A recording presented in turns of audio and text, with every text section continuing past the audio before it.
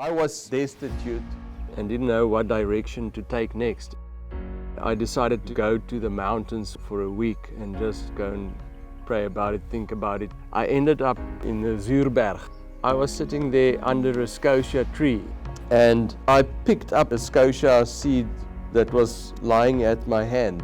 I thought about how a seed will fall somewhere and sprout and grow, whether it falls on good ground or bad ground, or whether it receives lots of rain or whether there's drought. The seed will try and do what it's designed to do, is to grow, in the case of the Scotia, the best tree it can be.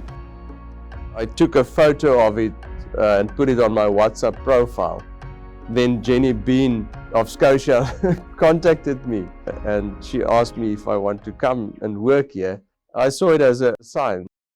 Scotia was named after the Scotia tree, which grew abundantly on the reserve and in this area. And in Afrikaans, it's called a boerboonboom. In English, it would be called a farmer's bean tree because the early settlers tried to make coffee from it. And so it's just coincidence that the bean family is here on this reserve, which is called the farmer's bean tree. It's important to remember, Scotia isn't pristine Africa.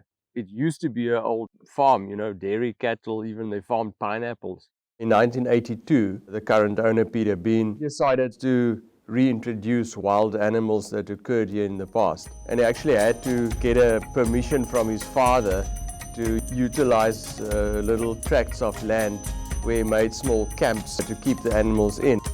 And in those days, there were reserves, of course, more so in the north of the country, Kruger and Addo next door.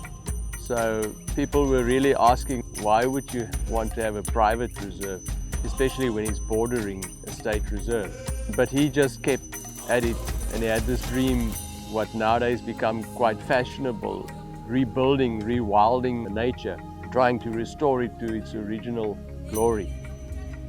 So the whole concept of rewilding is not as easy as snapping your fingers and then the animals are there. You had to first bring in the herbivores, the browsers, the grazers, so prey animals before you could introduce, for instance, the predators. It's a major logistic effort to bring animals onto a reserve. You have to plan in advance, you have to get veterinary services, you have to get approval from government. Your fencing must be done in a certain manner, it's got to be inspected, maintained. There has to be a management program for each species to make sure it fits into a sound ecological model. It's an expensive project, and today we can look back and say it's really been worth the while. It was quite a visionary concept. Scotia was the first private game reserve to have free-ranging lion back in the wild in 1998. Today, Scotia is the oldest private game reserve in the Eastern Cape. But because Scotia is small, only about 1,600 hectares, you have to have more management intervention to make it work. For me, it's been a privilege to work here at Scotia Safaris. It's been a privilege to get to know the Bean family and to see their love for nature and people, and to bring the two together at this reserve. One of the challenges for me personally is to not just show people animals, but to try and shed light on the interaction between the different species and also between them and their environment. What keeps me ticking is to know that you can change people's perceptions, to try and study and be more knowledgeable. That's another thing. To be a good host. One of the biggest challenges is to try and relate to each person so that that person can feel, I am valued, I'm special, I want to come again. Or at least I want to tell my friends or my family to come and visit. Being a guide actually takes quite a toll on family life. You tend to spend your best times with people that you maybe see only for an afternoon or a night. I had the privilege to invite my parents for their 50th anniversary.